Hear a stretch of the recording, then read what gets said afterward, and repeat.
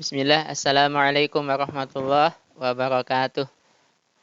Alhamdulillah, salatu wassalamu ala rasulillah wa ala alihi washabihi wa mawalah. Gimana sahabat kabarnya? Semoga selalu sehat, selalu bahagia, selalu dalam hidayah dan petunjuk dari Allah ya.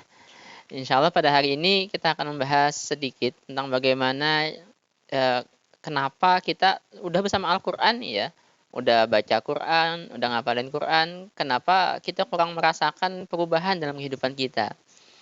Nah, padahal kan sahabat gini ya, Al-Quran itu kan penuh dengan keberkahan ya, keberkahan, kebaikan di dalamnya kan ya. Banyak sekali ayat Al-Quran nih yang ngomongin tentang keberkahan, kebaikan Al-Quran ini.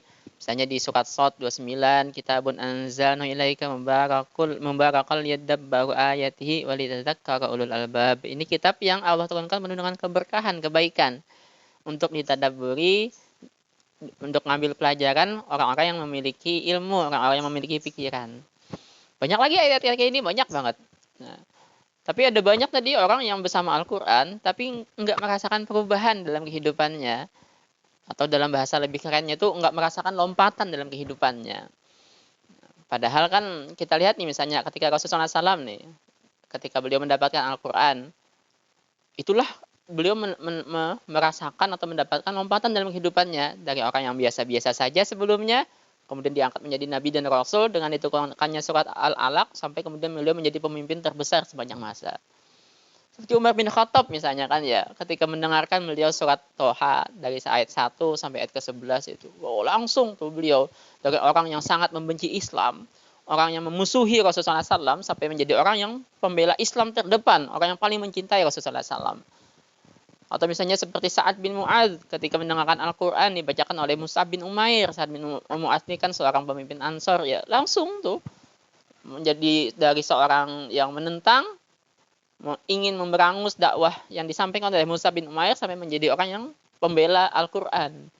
Atau misalnya cerita seorang tabi'in, Fudail bin Iyad, dari seorang perampok ketika mendengarkan satu ayat dari surat Al-Hadid, beliau mendengarkan alam ya'ni lil ladzina amanu an takhsha'a qulubuhum li dzikrillah. Langsung berubah dari perampok langsung berubah menjadi ulama besar. Nah, ini kenapa nih sahabat? Kita udah baca Quran, kita udah ngafalin Quran, tapi kemudian tidak kita rasakan lompatan dalam kehidupan kita seperti cerita-cerita para salafus solih tadi. Ada tiga faktor pendidik sahabat yang harus kita cek kenapa kemudian Al-Quran tidak membawa lompatan dalam kehidupan kita. Yang pertama adalah niat kita. Benar nggak kita ngafalin Quran? Benar kita baca Quran kita karena Allah atau akhirat? Jangan-jangan kita baca Quran, ngafalin Al-Qurannya karena dunia. Pengen tenar misalnya, pengen beken, pengen dipuji, apalagi pengen harta duniawi. Ngeliat pada rame orang ngapalin Quran hari ini nih. Jadi pengen bisa dapat cuan-cuan dari Al-Quran. Kalau itu yang kita harapkan, ya wajar saja kita nggak mendapatkan lompatan dalam kehidupan kita. Karena kalau kita niatnya bukan karena Allah, Allah nggak akan nolong kita. Allah nggak akan menurunkan keberkahan dari Al-Quran untuk kita. Nah, yang kedua yang harus kita cek adalah kita udah sungguh-sungguh belum bersama Al-Quran ini. Udah sungguh-sungguh belum ngafalin Quran, udah sungguh-sungguh belum mempelajari Al-Quran, udah sungguh-sungguh belum mengamalkan Al-Quran, mendakwahkan Al-Quran.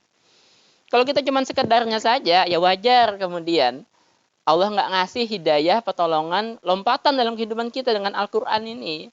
Karena Allah sudah jelas sekali mengatakan dalam surat Al-Ankabut ayat 69.